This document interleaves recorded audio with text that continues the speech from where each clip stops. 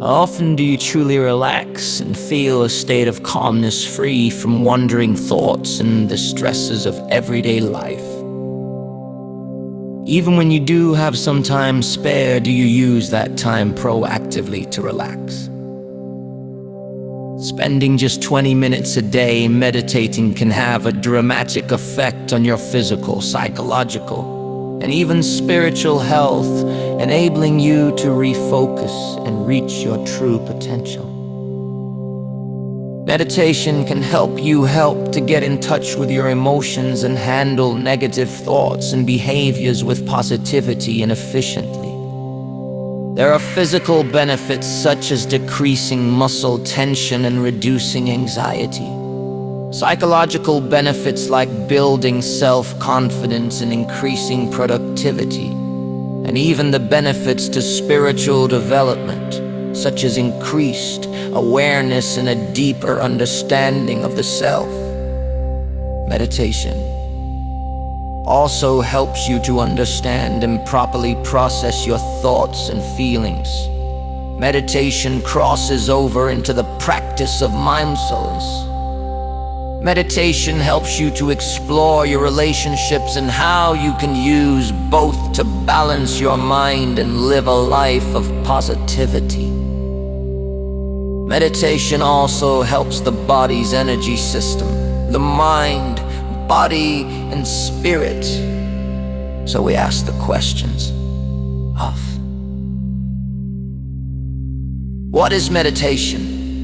Meditation is a word that has come to be used loosely and inaccurately in the modern world. That is why there is so much confusion about how to practice it. Some people use the word meditate when they mean thinking or contemplating. Others use it to refer to daydreaming or fantasizing. However, meditation, dhyana, is not any of these. Meditation is a precise technique for resting the mind and attaining a state of consciousness that is totally different from the normal waking state. It is the means for fathoming all the levels of ourselves and finally experiencing the center of consciousness within.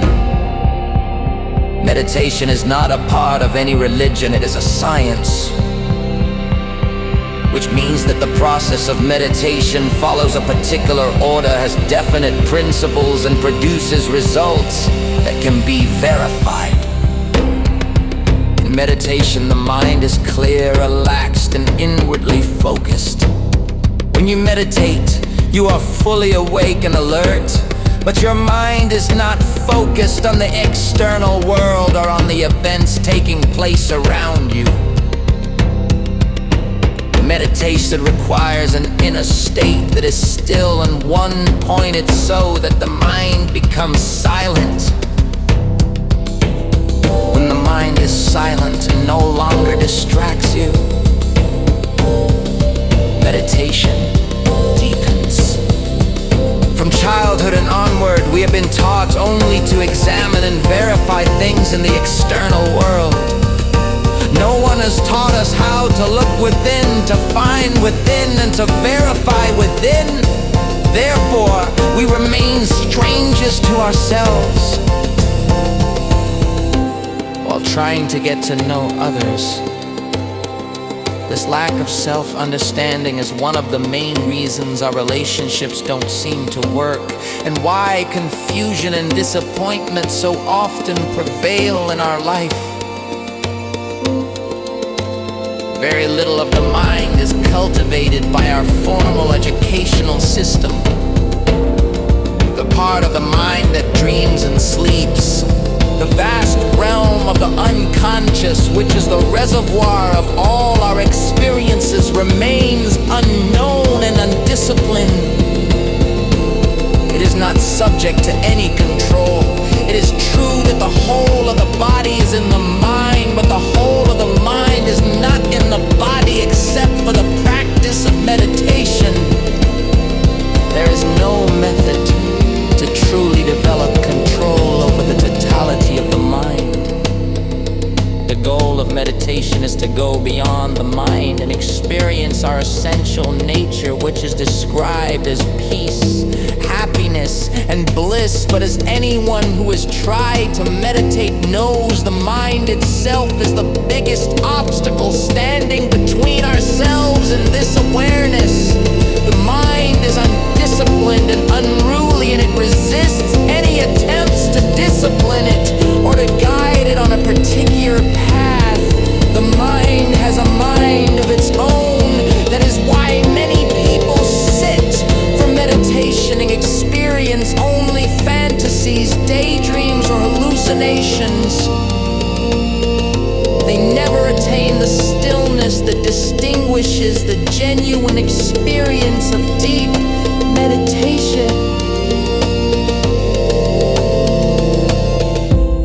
We are taught how to move and behave in the outer world, but we are never taught how to be still and examine what is within ourselves. When we learn to do this through meditation, we attain the highest of all joys that can ever be experienced by a human being.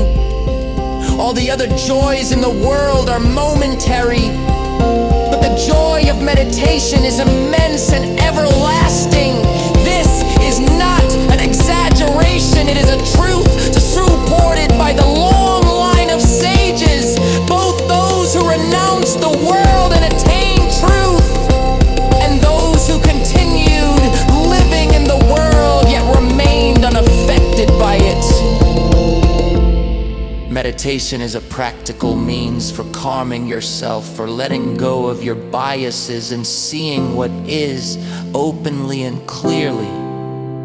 It is a way of training the mind so that you are not distracted and caught up in its endless churning. Meditation teaches you to systematically explore your inner dimensions. It is a system of commitment, not commandment.